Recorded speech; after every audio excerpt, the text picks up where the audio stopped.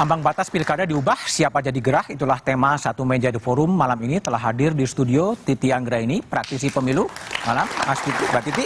Kemudian ada Ketua DPP Partai Gerindra, Hendarsam Marantoko. Malam, Mas Hendarsam. Said Iqbal Assegaf, Presiden Partai Buruh. Malam, Bang Said. Ada Marwarar Sihaan, Hakim MK 2003-2008. Dan Bivitri Susanti, pakar hukum tata negara. Kami juga telah mengundang dari perwakilan dari PDI Perjuangan dan Badan Legislatif DPR, tapi sampai sekarang belum ada yang bisa hadir. Oke, saya mulai dari Pak Said dulu. Ini putusan Mahkamah Konstitusi karena gugatan uji materi dari Partai Buruh. Iya, betul. Bersama dengan Partai Gelora. Partai Gelora ikut? Ya, tadinya nggak mau, kita ajak aja. Oh, diajak ceritanya? Iya. Oke, itu yang ngajuin siapa? Anies Mata dan Mahfud Siddiq? Ya, otomatis Ketua Umum dan Sekretaris Umum Partai Gelora. Oke, itu nggak janggal ya? Tiba-tiba Partai Gelora yang berada dalam Kimplas ikut dalam mengajukan uji materi sebetulnya? Ini kan sekitar bulan Mei ya, 20 Mei. Hah? Kita mengajukan gugatan ini karena kegelisahan Partai Buruh. Sebenarnya Partai Buruh awalnya, cuma kan kalau sendiri partai non-parlemen juga mempunyai kepentingan yang sama kan, bahwa bagi kami demokrasi itu dibajak. Dibajak oleh partai-partai politik yang merasa punya kursi, dengan berdalih ada ambang batas yang tinggi. Terus buat apa kalau begitu partai politik ikut kontestasi tapi nggak bisa mengajukan orang yang dipilih dari kader partainya, atau ada orang baik yang kita menginginkan, atau setidak-tidaknya dari survei kalau kita masih percaya dia adalah mempunyai nilai yang tinggi dari masyarakat di daerah itu untuk maju. Ini kan dibajak. Nah, yang kedua, kita berpikir loh, si calon-calon pilkada perseorangan aja syaratnya boleh kok ngumpulin KTP, nggak ikut pemilu. Ini partai politik yang ikut pemilu kok dipersulit dengan syarat 20% kursi atau 25% dari suara. Unfair dong. Nah, maka kami satu-satu cara kan menggugat ke Mahkamah Konstitusi. Jadi dasarnya adalah bukan tentang Anies, tentang siapa. Dasar tentang demokrasi yang dibajak. Demokrasi yang tidak berkeadilan. Demokrasi yang tidak berpihak kepada sekelompok mayoritas. Kalau kita lihat ada survei, terus nggak dapat tempat hanya gara-gara partai politik kekuasaan uang, itu pasti uang, koalisi-koalisi itu uang, nggak mungkin nggak uang. Oke, baik. Oleh karena itu kekuatan uang itu harus dilawan. Nah, kita berterima kasih, mengapresiasi Hakim Mahkamah Konstitusi itu masih punya hati nurani. Masih punya hati nurani. Masih punya hati nurani. Baik, sebentar. Saya ke Mas Hendarsam dulu. Ini posisi Partai Gelora, ya kan, itu berada di barisan Koalisi Indonesia Maju. Ya. Tapi ikut juga mengajukan uji materi. Itu duduk soalnya gimana sebenarnya? Nah, kan harus dilihat dari sisi waktunya juga. Pada saat itu diajukan itu kan di bulan Mei, ya, di bulan Mei. Artinya pada saat itu memang kami sangat menghargai ya positioning teman-teman dari Partai Gelora dan juga Partai Buruh untuk mengajukan hal tersebut. Apa yang diajukan oleh Partai Gelora dan Partai Buruh ini merupakan murni dari kepentingan dan nilai-nilai yang ingin ditanamkan oleh teman-teman di sana. Untuk hal itu kami sepakat. Kami sepakat. Nah, kita harus dudukan dulu esensinya bahwa gugatan ini atau permohonan ini diajukan adalah untuk kepentingan pilkada, kader-kader ya, dan suara-suara dari Partai Buruh dan Partai Gelora yang non parlemen ini supaya bisa diakomodir. Kemudian itu kan diakomodir kan dalam putusan MK nomor 30. Tapi kami melihat, dan saya melihat ya selalu, ini kan ujung-ujungnya ditunggangi gitu loh. Ditunggangi? Ditunggangi. Oleh? Ya, oleh MK itu sendiri. MK menunggangi siapa? Nah, saya akan lihat. Harus dilihat dulu dari permohonan yang diajukan oleh Partai Gelora dan Partai Buruh. Ingin membatalkan, ya kan, pasal 40 ya kan Undang-Undang Pilkada tersebut, ya, sehingga tidak mempunyai kewajiban yang tetap seperti itu. Sebatas itu. Yang harus diingat bahwa MK adalah sebagai negatif legislator. Negatif legislator. Yes. Ya seperti itu. Tapi ternyata tidak.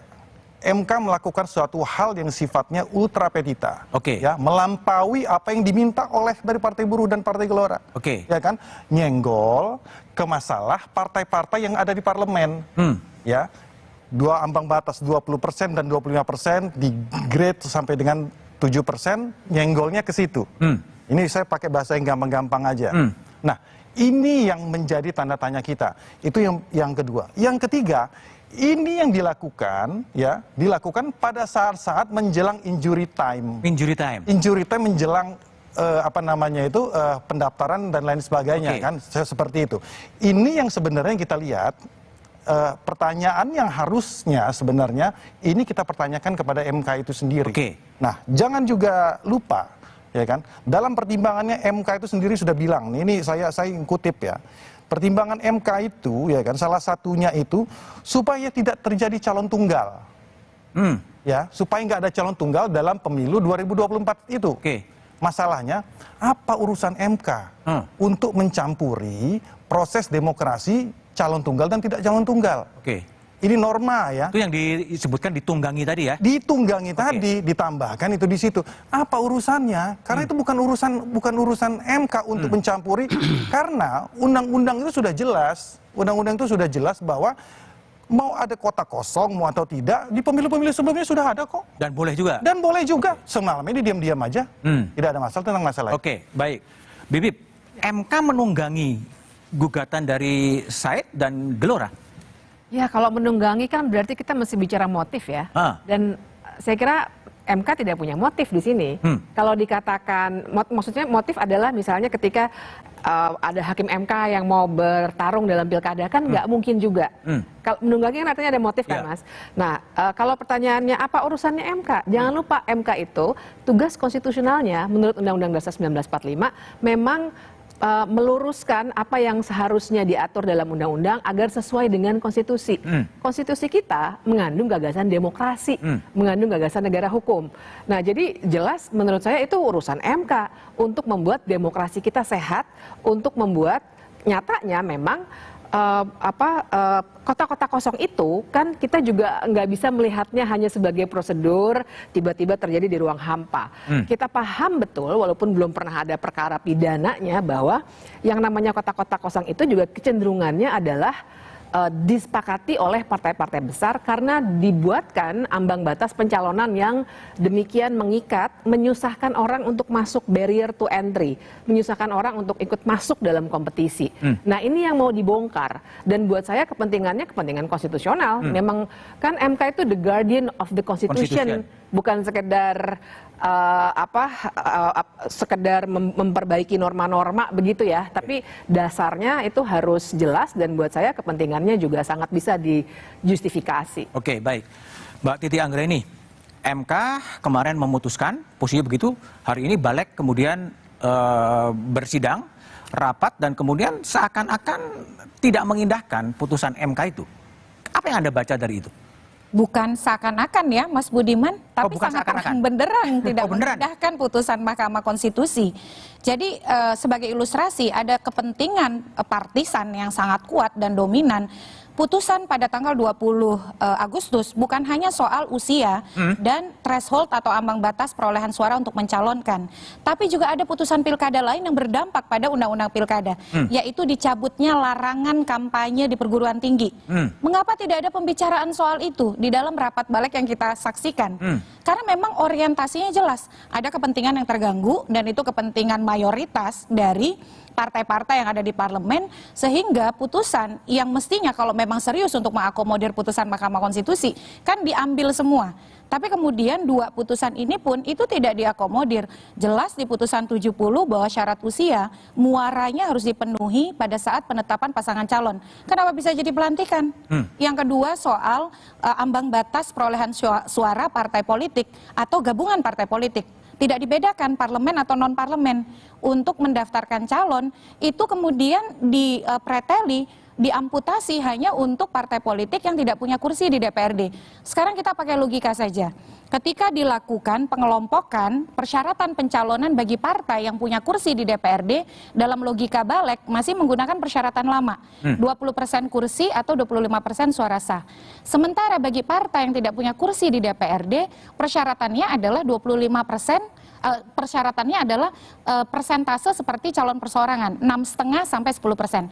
Pertanyaan ini Bang Iqbal, mana ada partai yang tidak punya kursi di parlemen bisa mengumpulkan 10%?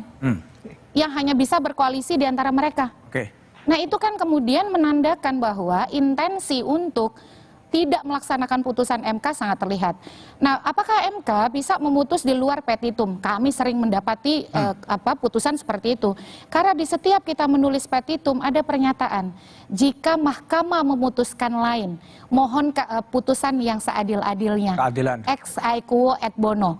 Itu yang pertama. Yang kedua, partai parlemen pernah merasakan putusan yang ultra petita dan itu diimplementasikan dengan senang hati. Contohnya apa? Soal syarat usia yang dimintakan yang ternyata kan berbeda, ada parameter yang berbeda dari petitum. Yang kedua soal verifikasi partai politik.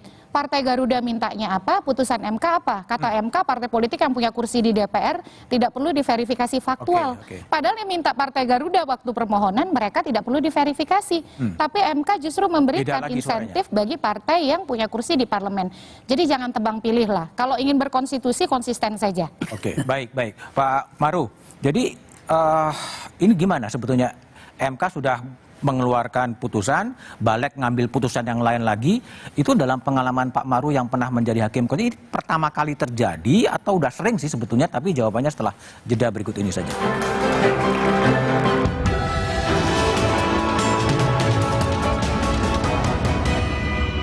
Mahkamah Konstitusi atau MK